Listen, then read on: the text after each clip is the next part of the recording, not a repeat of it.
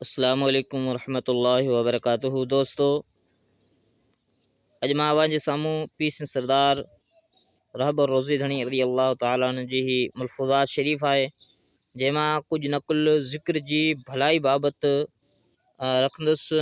अवें हिन वीडियो खे आख़िर ताणी ॾिसजो ऐं अगरि अवां भेज पगार पीर नेटवर्क के लाइक ऐं सब्सक्राइब न कयो त ज़रूरु कजो। इन वीडियो के जमात ताणी ऐं हर मोमिन मुसलमान ताणी ज़्यादा से ज़्यादा सवाब जी नियत सां शेयर कजो। बिस्मिल्लाहिर्रहमानिर्रहीम। नहमदुहु नुसल्ली व नुसल्लिमु अला हबीबिहिल करीम व अला आलिहि व अस्हाबिहि अजमईन। बाब पहिरियों। हिन बाब में 6 फ़सल आहिनि। फ़सल पहिरियों ज़िक्र ला इलाहा इल्लल्लाह जी भलाई बाबति, यानी पीर सरदार जी मलफूज़ात शरीफ़ में 6 बाब आहिनि ऐं पहिरियों बाब जेको आहे ज़िक्र जी फ़ज़ीलत बाबति आहे। नकुल मुबारक हिकर पाण हदीस शरीफ़ खां नकुल बयान फरमायाऊं त जेको शख़्स हिकु दफ़ो कलिमो तय्यब यानी ला इलाहा इल्लल्लाह मुहम्मदुर रसूलुल्लाह सल्लल्लाहु तआला अलैहि वसल्लम सची दिल सां पढ़ंदो त उनखे अल्लाह तबारक व तआला बिना हिसाब जे बेश्त में दाख़िल फरमाईंदो। ऐं नकुल मुबारक हिकर पाण हदीस शरीफ़ खां बयान फरमायाऊं त ला इलाहा इल्लल्लाह जो ज़िक्र गुनाहनि खे अहिड़ी तरह गारे थो छॾे जीअं सिज बर्फ़ खे। एॾी वॾी ज़िक्र शरीफ़ जी फ़ज़ीलत आहे। ऐं नकुल नंबर 3 हिकर पाण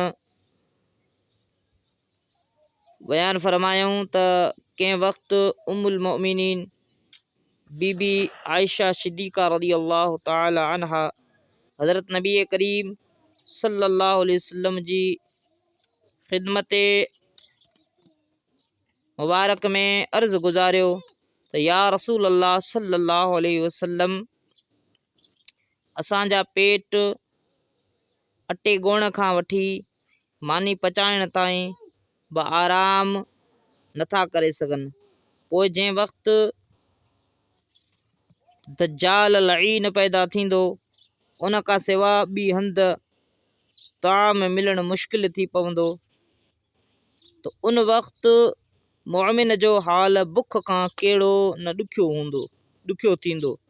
पाण करीमन सल्लल्लाहु तआला अलैहि वसल्लम फरमायूं त उन वक़्तु मोमिननि लाइ अल्लाह ताला जल्ल शानहू जो ज़िक्र खादे बदौरान ताम वांगुरु क़ुवत वारो हूंदो आहे। यानी पीर सरदार रहबर रोज़े धणी रज़ी अल्लाह ताला नकुल में हदीस बयान फरमायूं आहे त जॾहिं दज्जाल लईन पैदा थींदो, ज़ाहिर थींदो, उन वक़्तु मोमिननि जो बुख खां कहिड़ो हाल हूंदो। उन टाइम जेको पीर सरदार रहबर रोज़े धणी या को भी मोमिन मुसलमान ज़िक्र करण वारो हूंदो, तो उन जो ज़िक्र एॾो वॾो दर्जो रखंदो आहे त ताम जी जगह क़ुवत वारो हूंदो आहे।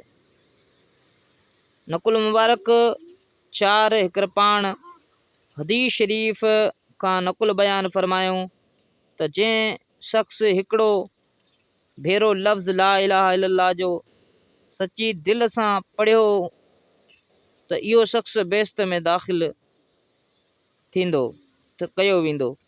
पोइ असहाबन सगोरन रज़ी अल्लाह ताला अन्हुम ख़िदमत अक़दस में अर्ज़ कयो त या हज़रता, तोड़ी इहो शख़्स चोरी करे त बेश्त में वेंदो।